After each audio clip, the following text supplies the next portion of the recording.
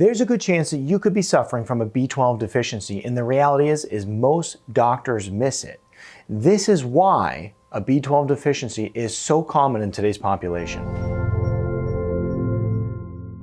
Hey Wellness Warrior, I'm Dr. Zyrowski, and when we look at many of these nutrients that we need in order to feel good and thrive in life, B12 is one of them. And so let's first talk about some of the symptoms that might show up, and then we'll talk about why you have a B12 deficiency and why it's bothering you. So first of all, lack of energy is a very common one. So we all have lack of energy at some point in our life. Maybe you didn't sleep well. Maybe you are somebody who is, stressed out a lot, right? But let's forget all of those different issues. Let's say that you don't have those, and yet you're still dealing with chronic fatigue and a lack of energy. A B12 deficiency is highly likely.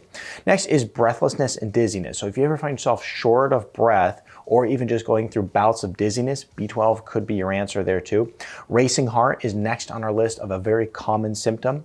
It also affects your brain and your mood. So if you're somebody who's suffering from depression, anxiety, and having a lot of mental and mood disorders, B12 is something that you should certainly consider. Visual disturbances, so if you get blurriness in your vision, think of that. Swollen tongue, which is going to be a less common symptom of B12 deficiency, but yet one that you could still get. And then also the feeling of pins and needles in your hands. And this is one that's very common as well. Okay, so those are some of the symptoms you could watch out for. But then the next question is, what is the number one cause? And this B12 deficiency is such an issue because of this problem right here, and that is intestinal disorders. So let me be a little bit more specific though. Now, one of the top intestinal disorders that many people are facing today is gastritis, and this is a swollen stomach lining, okay?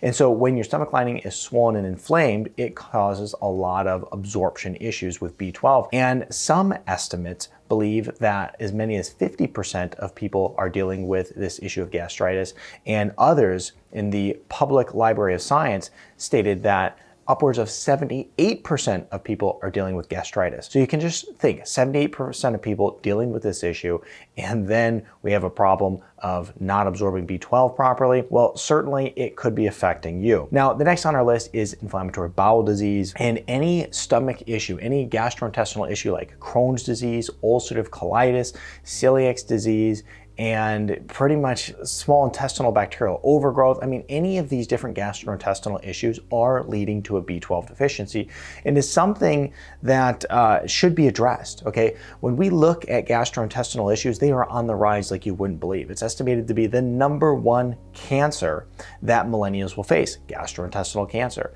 And so we have to, of course, address these gastrointestinal issues, because here's another major cause of a B12 deficiency, and that's pernicious anemia.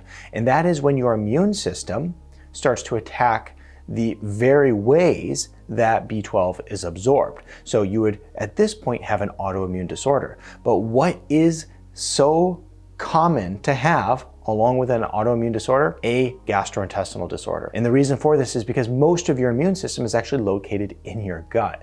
So therefore, if you have a gastrointestinal issue, it opens the door up to have an autoimmune disorder as well. So once again, whether you look at the gut issue or you look at the issue of pernicious anemia, either way, it really comes back to a gastrointestinal problem. So we have to make sure that we're always focused on improving our gut health.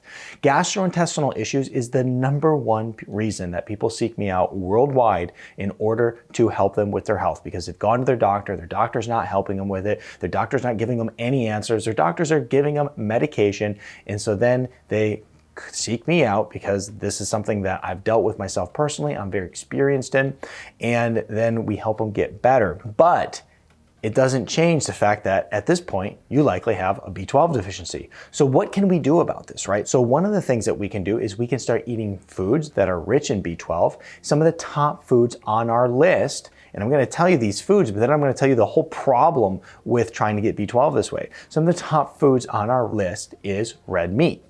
Another is fish, that's also loaded with B12. Poultry, eggs are a good source of B12, and then also dairy, okay? There's a couple problems there. First of all, you may be having some sort of sensitivity to eggs. Many people who have gastrointestinal issues can't eat eggs. Many people who have gastrointestinal issues can't eat dairy. Many people who have gastrointestinal issues have a hard time breaking down red meats, okay? Their stomach acid is off. They're not able to actually digest it well. Another reason you wouldn't be able to get B12 very efficiently from it. So on top of fixing our gut health, sure, we can increase these foods if we're able to eat many of them, but one of the best ways to get B12 if you're somebody who is suffering with a gastrointestinal issue is going to be taking a B12 supplement and doing it sublingually. And I'll tell you why. Now, the reason that this works so well is because if you were to take a B12 supplement and you were to swallow it, well, the problem is you end up in that same position where you're not actually able to break it down and absorb it well.